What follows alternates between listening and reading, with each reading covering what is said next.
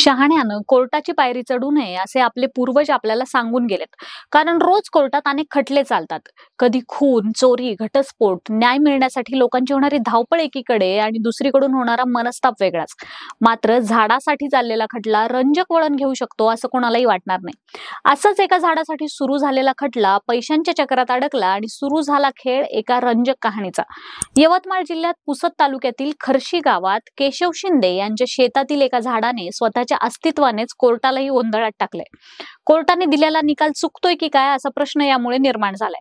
काय आहे हे सर्व प्रकरण जाणून घेऊयात या व्हिडिओच्या माध्यमातून. नमस्कार, मी अनुजा आणि तुम्ही पाहताय कार्यारंभ. तर त्याचं झालं असं की यवतमाळ जिल्ह्यातील खर्शी इथले शेतकरी केशव शिंदे आणि त्यांच्या 5 मुलांनी हायकोर्टात रक्तचंदनाच्या झाडाच्या मोबदल्यासाठी 7 ऑक्टोबर 2024 ला याचिका दाखल केली. केशव शिंदे यांची पुसद तालुक्यातील खर्शी गावात 2.29 हेक्टर जमीन आहे.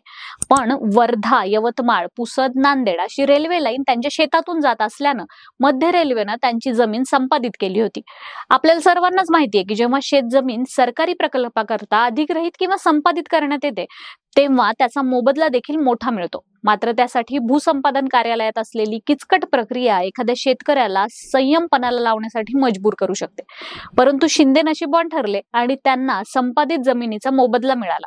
कारण आपण जे शेत अधिग्रहित करून देतोय रेल्वेला, त्यात उभं असलेलं झाड हे केवळ झाड नसून कोट्यवधींचा ऐवज असल्याचं एका भूसंपादन अधिकाऱ्याकडून केशव शिंदेंना कळालं होतं आणि त्यांच्या आनंदाला तेव्हा पारावार राहिला नव्हता. त्या अधिकाऱ्याच्या सल्ल्याने शिंदे यांनी शेतात उभं असलेलं रक्तचंदनाचं झाड, तसेच येणाचं झाड, खैराचं झाड यासारख्या आडजातीचे 8-10 झाडं आणि भूमिगत पाईपलाईन याच्या मोबदल्याची मागणी भूसंपादन अधिकाऱ्यांकडे केली होती. परंतु रक्तचंदनाच्या झाडाचं आधी मूल्यांकन करायला लागेल असं त्यांचं म्हणणं आलं. मूल्यांकन करण्यासाठी वन विभागालाही पत्र देण्यात आली. केशव शिंदे यांचा मुलगा आणि याचिकाकर्ते पंजाब शिंदे यांनी दिलेल्या माहितीनुसार त्यांच्या शेतजमिनीवर आंब्यासह इतर फळबाग होती, त्याचा मोबदला त्यांना मिळाला होता. विहिरीचेही 8 लाख रुपये त्यांना मोबदला मिळाला. पण रक्तचंदनाच्या झाडासह पाईपलाईन आणि इतर झाडांचा मोबदला अजून मिळाला नव्हता. त्यासाठी 2014 पासून जिल्हाधिकारी, वन विभाग, रेल्वे, सिंचन विभाग सगळ्यांना पत्रव्यवहार झाला. पण आम्हाला मोबदला मिळाला नाही आणि त्यामुळे मग आम्ही 8 वर्षांनी हायकोर्टात धाव घेतली असं त्यांचं म्हणणं आहे. एकच वर्षात शिंदे कुटुंबियांनी हा खटला जिंकला असून त्यांना मोबदला मिळाला. परंतु रक्तचंदनाच्या झाडाचं मूल्यांकन झालं नाही आणि त्यामुळे मूल्यांकनाच्या आधी 1 कोटी रुपये मोबदला देण्याचे आदेश हायकोर्टानं रेल्वेला दिले. त्यानुसार रेल्वेने 1 कोटी रुपये हायकोर्टात जमा देखील केले. परंतु मूल्यांकन झाल्यानंतर ही किंमत जवळपास 5 कोटी रुपये होऊ शकते असं याचिकाकर्त्यांच्या वकील अंजना राऊत नरवडे यांचं म्हणणं आलं.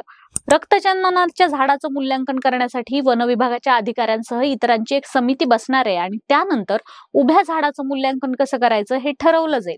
त्यानंतर त्याचे जे पैसे होतील ते याचिकाकर्त्यांना देण्यात येणार आहेत असं त्यावेळी ठरलं होतं. आता नवीन दाव्यानुसार रेल्वेचं असं म्हणणं आहे की 10,000 रुपये कापून उर्वरित रक्कम आम्हाला परत करावी.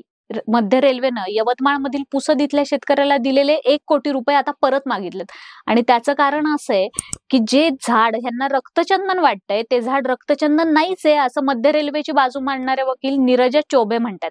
बंगळुरू मधल्या संस्थेकडून परीक्षणाचा अहवाल आल्याचं त्या सांगतात आणि ते रक्तचंदन नसून बिजासाल आहे असं त्यांचं म्हणणं आहे. ज्याची किंमत सध्या बाजारात फक्त 10,000 रुपये आहे.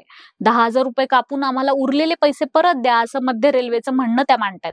पण या मूल्यांकनावर शेतकऱ्यानं शंका उपस्थित केली आहे. आम्हाला त्याच्यावर विश्वासच नाही असं त्यांचं म्हणणं आहे. शेतकरी केशव शिंदे यांचा मुलगा पंजाब शिंदे म्हणालेत की आम्हाला त्यांच्या परीक्षणावर विश्वास नाही, पण समजा ते बिजासाल आहे तर मग अधिकाऱ्यांनी 2015 पासून आम्हाला का सांगितलं नाही? त्यांनी मोबदल्याच्या अवॉर्ड कागदपत्रांवर हे रक्तचंदन असल्याचं का म्हटलंय?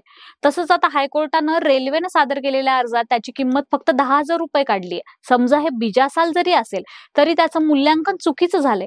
त्यांनी जप्त केलेल्या झाडानुसार मूल्यांकन केलंय असं पंजाब शिंदेचं म्हणणं आहे. वनस्पती शास्त्रानुसार टेरोकॉर्पस मार्सुपिअमेह म्हणजेच बिजासालाचे हे शास्त्रीय नाव आहे, तर टेरोकॉर्पस सॅन्टॅलिनस हे रक्तचंदनाचं शास्त्रीय नाव आहे. हे दोन्हीही एकाच फॅमिलीतील आहे. परंतु दोन्ही झाडांमध्ये फरक आहे. बिजासालाचं पान थोडंसं टोकदार आणि निमुळतं असतं. रक्तचंदनाचं पान थोडं गोलाकार असतं. शेतकऱ्याच्या शेतातील झाडाचे किंवा पानांचे फोटो जेव्हा दिसतात तेव्हा हे बिजासाल आहे असं वनस्पती शास्त्राचे अभ्यासक सांगतात. रक्तचंदनाच्या फांदीला एका बाजूला 3 पानं असतात तर बिजासालाला 7 पानं असतात. या फोटोंमध्ये 7 पानांचा ग्रुप दिसतोय. त्यामुळे हे बीजासालच आहे असं वनस्पतीशास्त्राचे अभ्यासक जरी म्हणत असले तरी रक्तचंदन जर नव्हतंच तर मग या शेतकऱ्याला 2015 पासून याविषयी का सांगण्यात आलं नाही हा एक प्रश्न आहे. 1 कोटी कशाचे देण्यात आले? उर्वरित पैसे देताना अहवाल यांना आठवला का? अहवालात नमूद झाड रक्तचंदन कसं काय आहे? आणि एक ना अनेक जरी प्रश्न शेतकऱ्याला पडले असतील तरी त्याच्या शंकांचं निरसन यातून कसं होणार आहे? आता कोर्ट काय निकाल लावणार याकडे सर्वांचं लक्ष लागून राहिलंय. तुम्हाला याविषयी काय वाटतं? कोर्ट कोणाच्या बाजूने निकाल लावेल? रेल्वे की शेतकरी कोण जिंकणार? कमेंट्समध्ये तुम्ही नक्की सांगा. हा व्हिडिओ आवडला असल्यास लाईक आणि शेअर करायला विसरू नका. कार्यारंभाला सबस्क्राईब करा. धन्यवाद.